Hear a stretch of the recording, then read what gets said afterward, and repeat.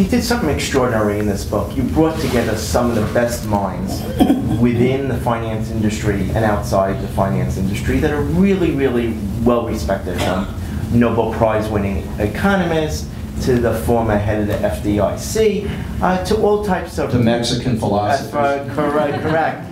I'm going to ask you to put together the dots as Vikram puts together at the end of the book. Is what did you find? What was their the thread, the theme between them all that you found speaking to them of how to restore this reputation and get back to the roots of what you're talking about? Well, I've been asked, how did you get these people to contribute to the book? You know, I picked up the telephone, I called them, and I pitched them on the premise of the book. And I asked 25, as you say, thought leaders. These are luminaries. They're very busy. None of them, you know, Vikram and his fellow contributors, I didn't pay them. They were not paid. They will never be paid. They did this free. And all the proceeds from the book are being contributed to charity, as was the case with the first book. And I picked two charities. One is the CFA Research Institute, which does fundamental research related to their Future Finance Initiative. The other one is the SIFMA Foundation, which is engaged in financial literacy. So I pitched them on the premise. And the fact that I asked about 25 of these luminaries to contribute, and 23 said yes, and I took that as validation of the premise. Now, what was the premise?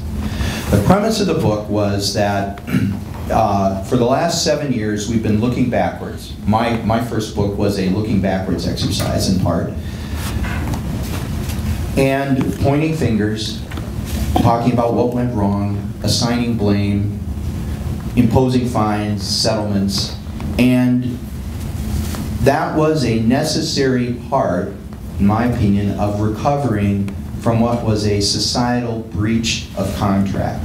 This financial services industry breaching its contract with society. Anytime that happens, you have betrayal of trust, it takes a long time to restore trust. You have to go through that process. What went wrong? What happened? You know, got to go through the angry part, which is what society's doing when it levies billion-dollar fines. It's punishing bad actors. You need to go through that. 7 years later, it may no longer be constructive to be doing that. So what do we need to do? Let's focus, look forward, and ask the question, what do we need to do to restore finance to the kind of role, positive contributor to social good, that it should be and can be? So that was premise number one. Premise number two was, a lot's been done to make the financial system safer, sounder, more secure, but a lot needs to be done. What do you think, Mr. or Mrs. or Miss Contributor, is the most important thing that needs to be done? Now, I had some ideas. I thought, for example, Sheila Bair, who better to opine on what remains to be done in regulatory reform to shore up systemically the financial system? Who better to write about fixing the retirement savings system than Barbara Novick, the vice chairman and co-founder of BlackRock? So I had in mind individuals for different pieces, and I let them self-select, and they did. And then the last piece, and this is the one where I actually had the most fun because I learned the most. I know a lot about regulatory reform. I've lived it, I participated in it, I work in the industry every day. But the last piece was along these lines. It said, okay, we want finance to contribute to positive social outcomes. But before it can do that, we need to know what society wants. What does society want from its economic system? And the premise was that that changed.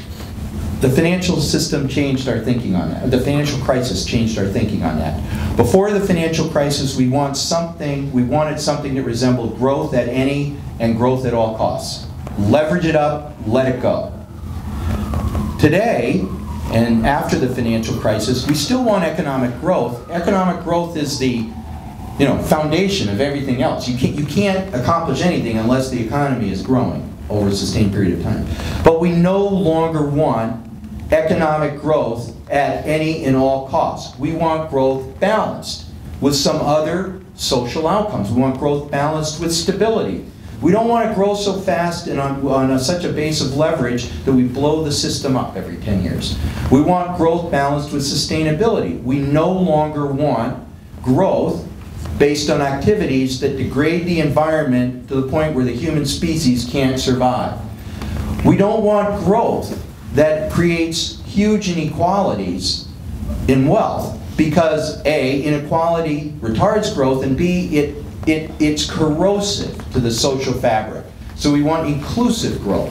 And we don't want growth at the expense of intergenerational equity. What good does it do to grow today so that the rich ourselves if our grandchildren are bankrupt? So we want growth balanced with stability, inclusiveness, sustainability, and intergenerational equity. So that was the premise.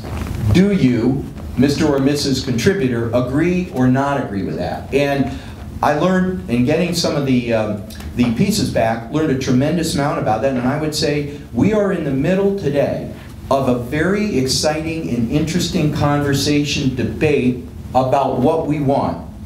And we have to have that conversation and debate in order for finance to assume its proper role, because finance needs to enable whatever we decide we want. And the book is an attempt to contribute to that conversation.